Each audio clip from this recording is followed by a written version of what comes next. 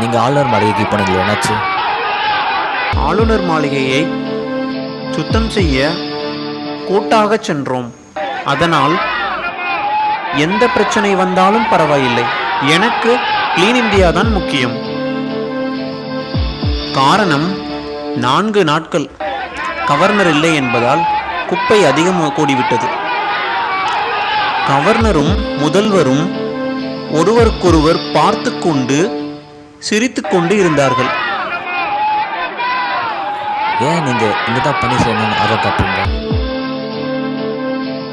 நான் மாண்புமிகு அம்மா வீட்டில் பணி செய்ததால் எனக்கு பெரிய இடங்களில் பணி செய்வதையே கொள்கையாக வைத்துள்ளேன். உங்கள் கணவர் ஏன் அப்பல்லோ மருத்துவமனையில் இருக்காரு? நான் பார்த்து கொண்ட என்னோட அம்மா இருந்த இடத்தை தடயம் தெரியாமல் சுத்தம் செய்யவே அவர் சென்றுள்ளார்.